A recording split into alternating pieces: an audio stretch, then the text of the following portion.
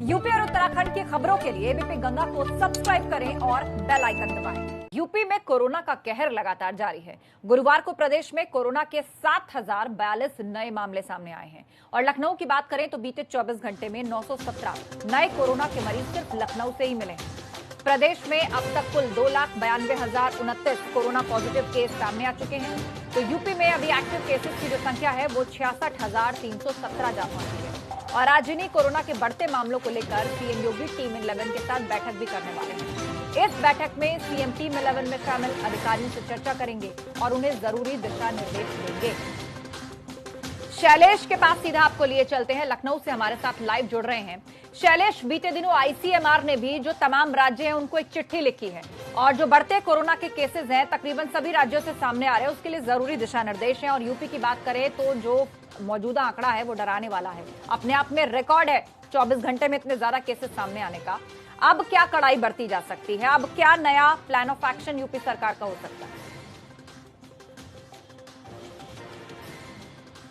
आस्था, देखिए फिलहाल तो लगातार हम देख रहे हैं केस बढ़ते जा रहे हैं। कल भी एक नया रिकॉर्ड बना और पिछले अगर एक हफ्ते की बात करें तो 2 बार ऐसा हो चुका है, 3 बार, जब कोरोना ने अपने ही नए रिकॉर्ड बनाए हैं।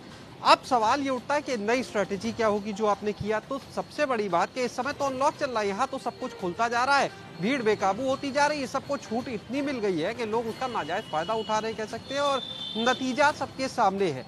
दूसरी तरफ निजी अस्पताल वो भी एक मुसीबत बने हुए हैं सरकार के सामने। और कल एक बार फिर से सरकार को ये आदेश जारी करना पड़ा सभी डीएम और सीएमओ को कि इन निजी अस्पतालों की भी अब वो सख्ती करें, निगरानी करें, क्योंकि जो तय कीमत है, केंद्र से तय है, निर्धारित कीमत है, उसको नहीं मान रहे हैं। अगर एक दिन के 10,000 लेने हैं तो वो कितना मांग लेंगे, कोई भरोसा नहीं है। लाखों रुपए का बिल बना रहे हैं मरीजों का।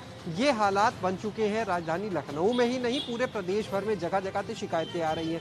तो एक तरफ सरकार अपने सिस्टम को बढ़ाती है कि हम बेड्स बढ़ाएंगे आइसोलेशन के, आईसीयू के, तो दूसरी तरफ कोरोना के केस उससे भी ज्यादा तेजी से बढ़ जाते हैं। ये एक बड़ी चुनौती है।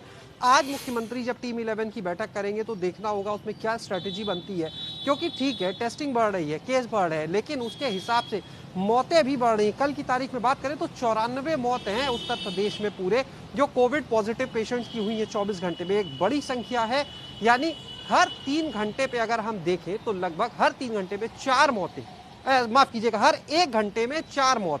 तो एक बड़ा आंकड़ा है और इसको लेकर अब देखना होगा कि किस तरह से सरकार आगे अपनी स्ट्रेटेजी की क्या लेके चलती है, क्योंकि निरीक्षण हो रहे हैं, बेड्स बढ़ाने के निर्देश दिए गए हैं, लेकिन अगर इस तेजी से आंकड़े बढ़ेंगे तो शायद जो बढ़े हुए बेड्स हैं वो भी कम पड़ने लगेंगे।